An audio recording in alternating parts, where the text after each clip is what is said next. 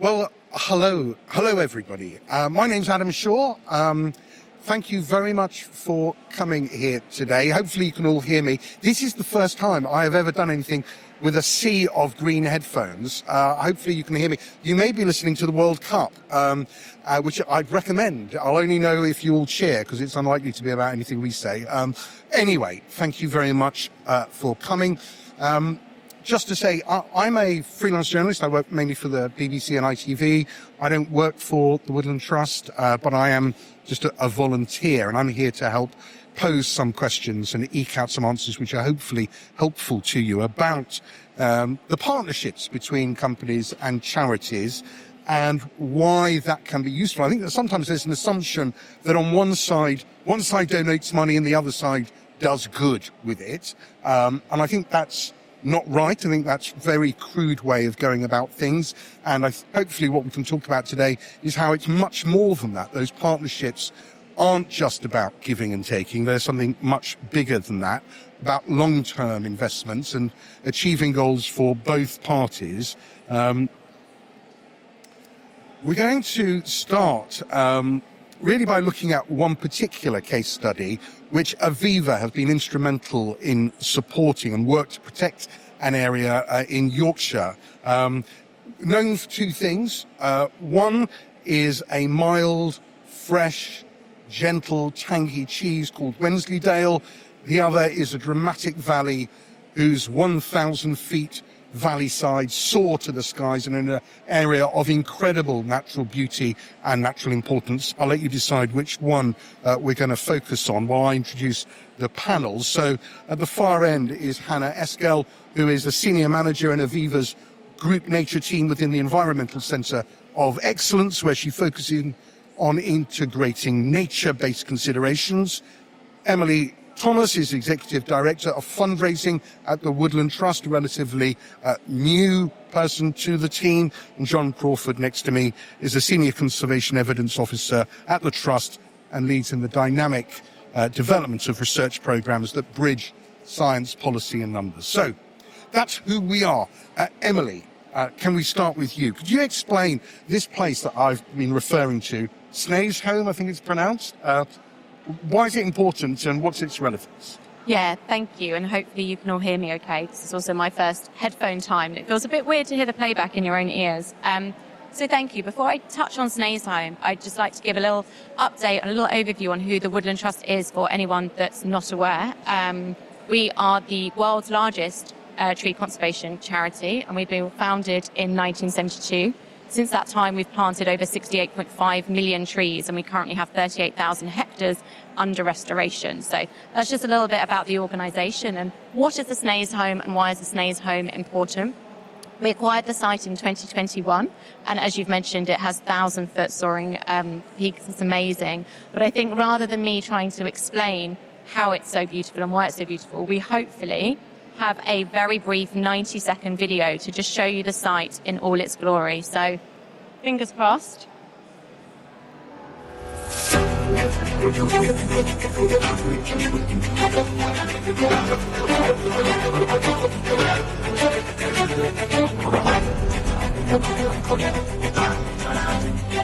Amazing things have been happening for nature at Snaysholme since our supporters helped us to buy the site in 2020. Here at Snaysholme, we own and manage 561 hectares, which is approximately 1,400 acres. It's actually the second largest woodland trust site in England, and it's all about nature recovery and nature recovery at scale. We have a variety of habitats across this landscape, so we have woodland creation that we're looking at establishing on the slopes all around the valley. We're also looking at peatland restoration. So we've got about 90 hectares of deep peat that we've just finished around the restoration work on. We have riverside meadows that we still want to graze. However, we've removed sheep from the valley, and we'd introduce native breed cattle. So the idea being that they can manage this ground more sensitively for conservation.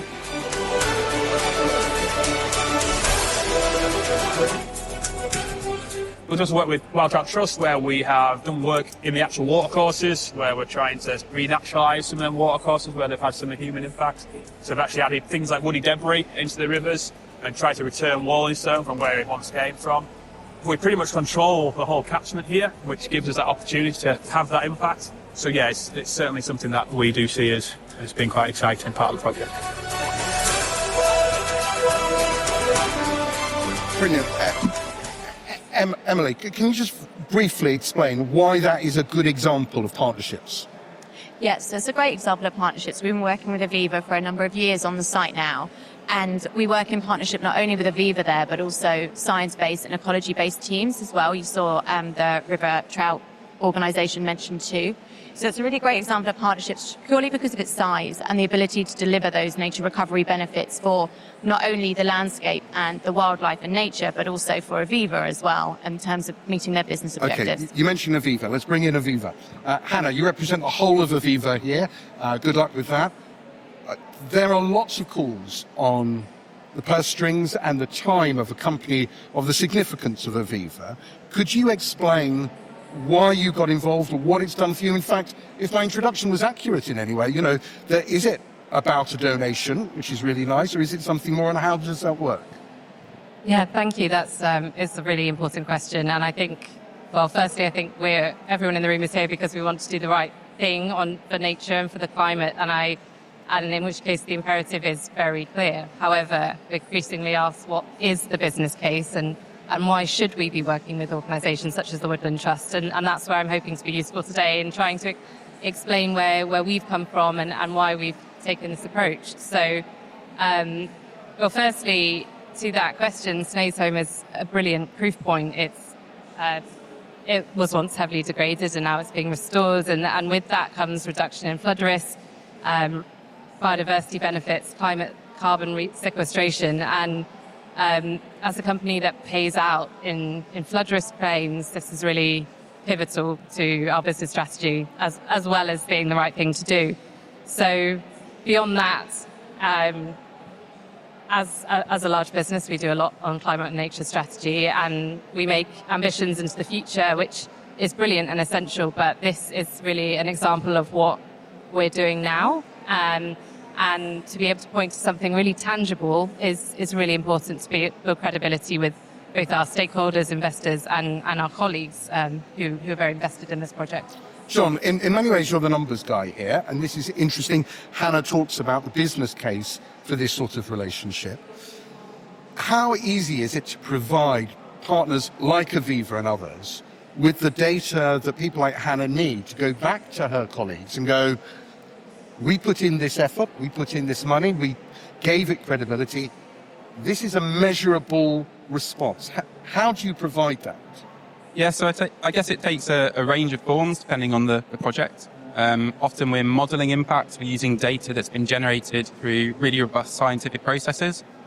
Or we can use sites like Snaysholm, where we have this fantastic opportunity to use our estate as a living laboratory. It's a bit of a catchy name, but I think it's a really apt in this case. We can account for about 92% of the water that is entering Snaysholm Valley. We can monitor that through the rivers, through the soil, how it leaves and is discharged from the catchment. So we've got this really amazing opportunity to demonstrate at scale what the impact is. So for us as an organisation, that means our evidence and monitoring collection, but also the academic collaborations that we build. So work at Snaysholm, we're doing in partnership with the universities of Leeds and York, where we're measuring in near real time all the water that's entering the system and how it's being discharged. And we can quantify that impact into reducing flood risk. And that data response, that data flow, how much more important has that become to satisfying the corporate partners that the trust actually have? I think it's pretty essential. So I think the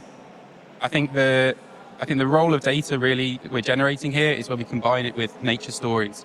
So Snaysholm as a valley is this fantastic nature recovery project at its heart, but the impact that it will have will extend far beyond the individual catchment, because we can demonstrate that we can deliver this at scale with really measurable impact. So as an example, we've been able to demonstrate a 5% reduction in peak flood risk or peak discharge during severe storm events.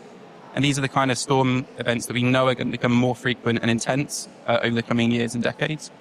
And that has real kind of measurable impacts in terms of money. So about £2 million worth of flood regulation services are being delivered by this one valley alone.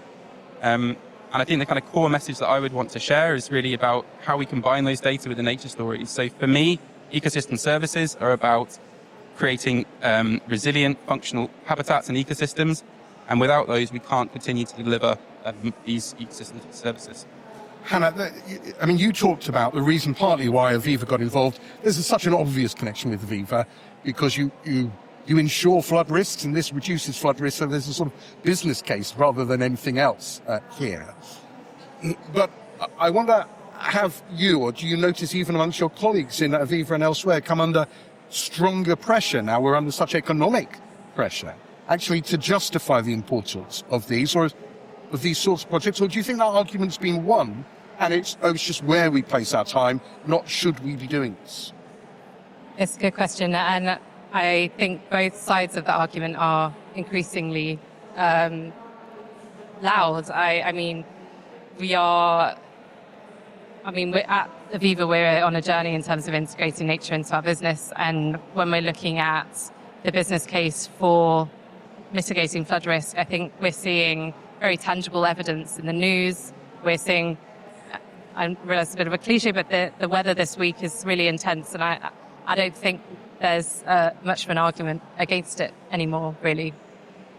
And what would your advice be from the lessons you've learned from this very significant project Aviva has with the Woodland Trust? So others in the audience who might be embarking or thinking about embarking on relationships either with the Trust or with other NGOs, any lessons you've learned that you think would be useful to share about building that relationship? Yeah, absolutely. And it's really been a learning journey. My first piece of advice would be to not start with communications, as it might be typical, and look at where the business makes the most impact. So where does your business impact on nature the most? Where does it depend on nature? And then go from there and think about your partners in terms of maybe you're part of your core business delivery and how you can materially reduce risk. So think about it in terms of strategy. Secondly, treating your NGO partners as core business delivery partners. So we have a really strong relationship with the Woodland Trust, and that's been really helpful in terms of feedback between the organisations, advising Woodland Trust what data we need to see as a business and what might be useful to them if they continue to engage with other corporate partners, such as in financial services, which I think has been useful for both sides. Emily, we stand at an interesting historical moment, not least in terms of the environment, but in terms of politics. So we've lost another Prime Minister this week. They seem to be going down like 9 pins. One of the stories about why Keir Starmer left was he failed to tell his story well enough. Whether you're a supporter or not a supporter, that there is a general view that the narrative wasn't strong. It feels to me there's a parallel here. How important is it in building relationships with companies to develop a strong narrative, and what are the tips do you have for doing that? Yeah, for a minute I thought you were going to ask me to comment on the political situation. No, don't worry about it. I can see you looking I was terrified. That was a curveball.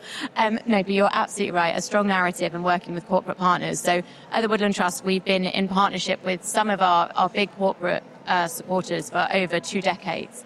And the really important thing about the narrative there is it evolves and it changes over time. So it might be that we start off doing something like delivering tree packs for schools, and obviously putting free trees in schools and communities is a really lovely kind of, I suppose, under the old ways of thinking, kind of a nice like CSR piece. It looks great. Everyone's very happy. But what we've seen recently as that kind of story arc evolves is we've been working with that same supplier on what the supply chain looks like. So we're actually working with them on delivering agroforestry. So to ensure that supply chain resilience so that they can then continue to deliver the products that they need to their consumers, ultimately us, to keep the food chain going. So I think in terms of building partnerships, it's an evolving conversation. It's a constant conversation. As Hannah said, it's about building those relationships with people over time, understanding what the business wants to get to and what their end goals are, but also how does that fit with the Woodland Trust's aims and visions to restore landscape and nature at scale.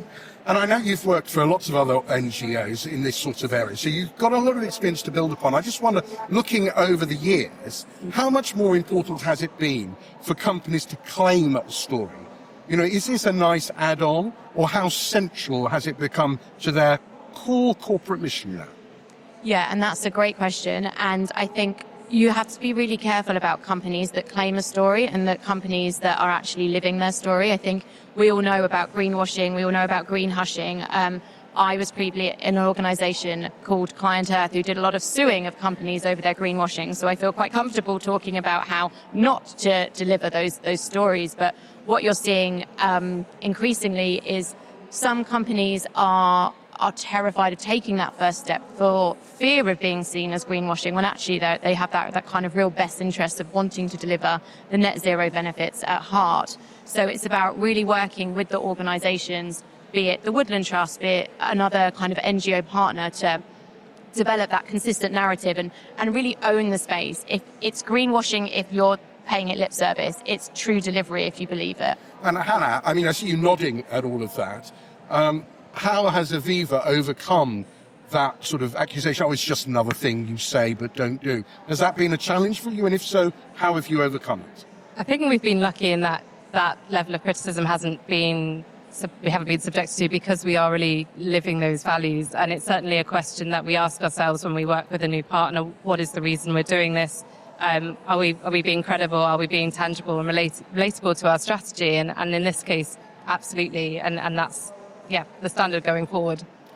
John, we talked about the importance of getting real data from these things and showing your supporters, your partners, that their input is having effect. It strikes me that there's an essential problem at the core of this, in that companies, their timescale is quite quick. They're reporting results every quarter, every year. Their shareholders don't wait for a tree to grow. And yet the environmental impact isn't something that's measured in months. How do you square that circle?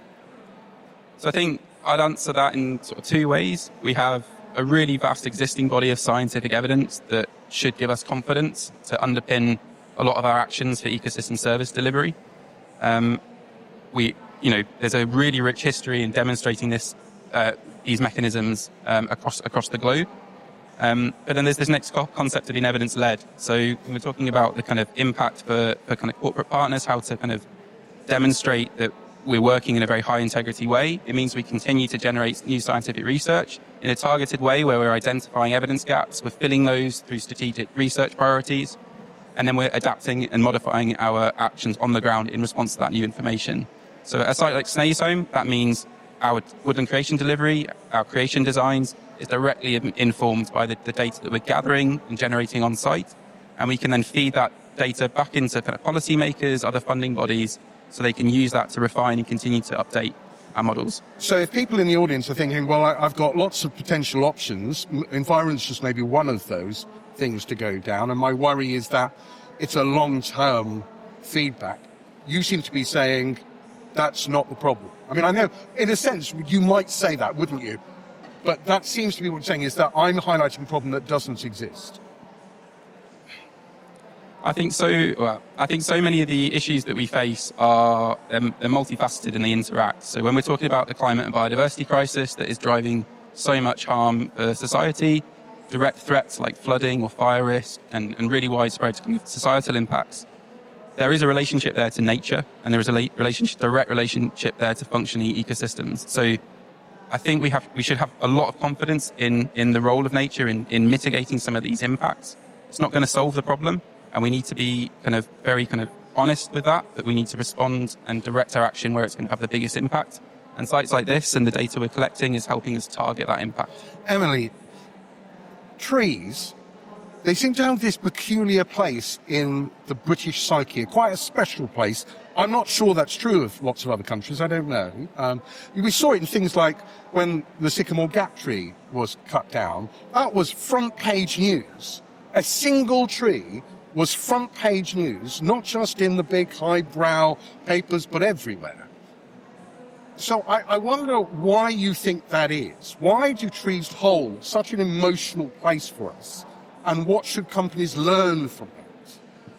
Yeah, it's a very difficult question to answer, because I think everyone probably has their own relationship with trees. As trite as that might sound, some of us will take dogs for a walk in a piece of woodland. Some of us will have grown up visiting certain sites with grandparents or children or loved ones. So everyone's relationship is very different with a tree. I think the one thing that I'd like to point out, which astonished me when I joined, so I've been at the Woodland Trust around 4 months, was that we are one of the most poorly wooded countries in Europe. So for a country that's so fascinated and has such a love affair with trees, we're not looking after them very well, which is why the role of the Woodland Trust and partners in bringing around that landscape restoration is so important. Also now forgotten the second part of your question, because I was thinking about why I like my trees. No, so I suppose, what do people potentially listening to us should learn from the fact that it does seem a fact that the public engage with trees in a way that they don't engage with many other things? That's quite an interesting thing. It's a powerful connection.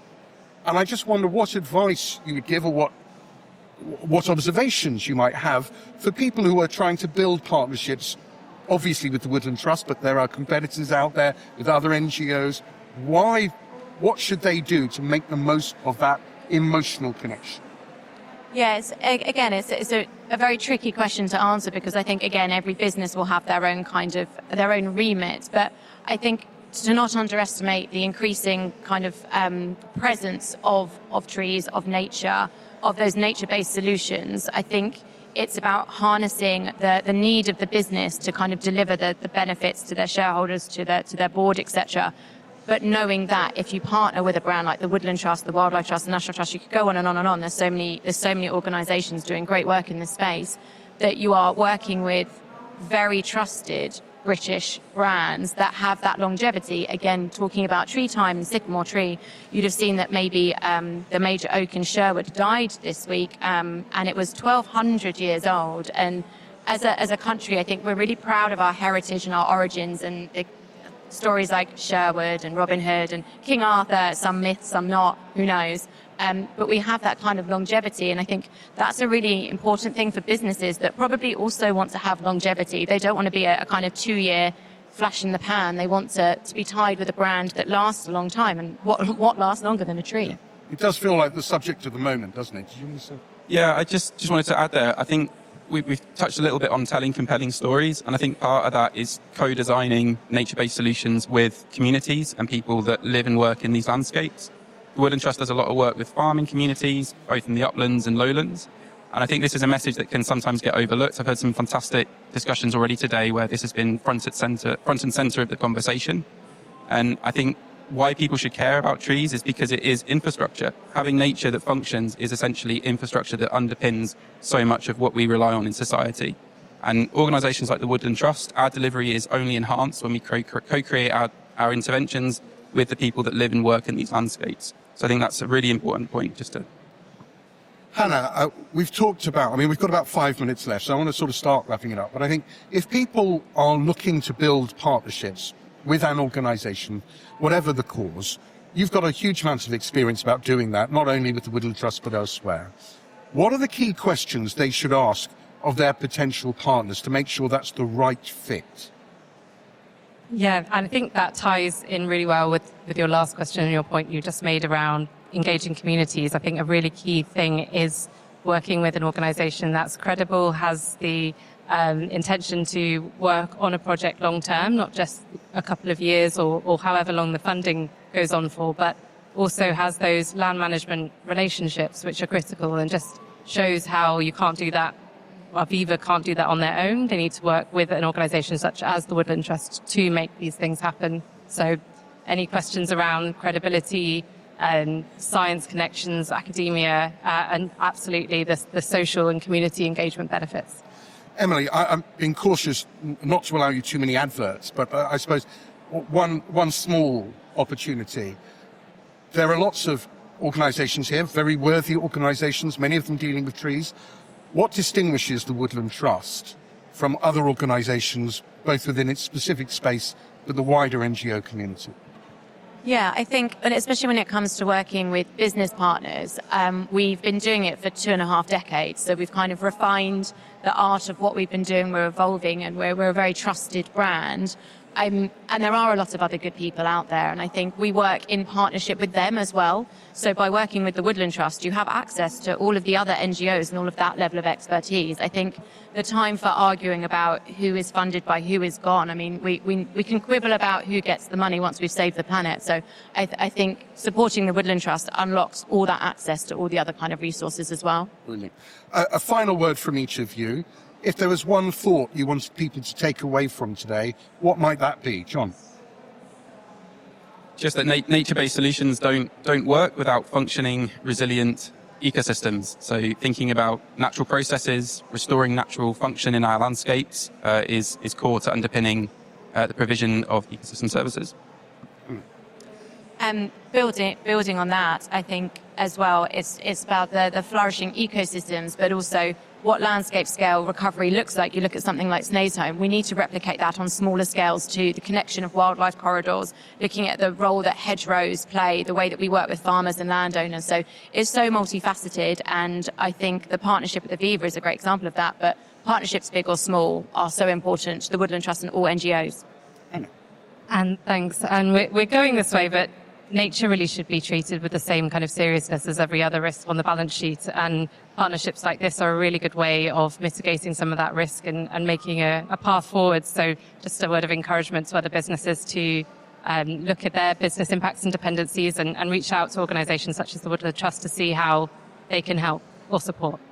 And I should say, if you're interested in this sort of thing, the Woodland Trust genuinely do run some of the best events I've ever been to, sort of in the middle of a forest, dinner under the stars. If that interests you at all, rather than asking for something, actually you can get the Woodland Trust to invite you along to one of those things. I'd suggest that heavily, and you can grab Emily afterwards to make sure she's got your contact details. Thank you very much for attending in what I know is a packed day. I hope you have a good and cool rest of the day. Thank you very much. Thank you, Adam.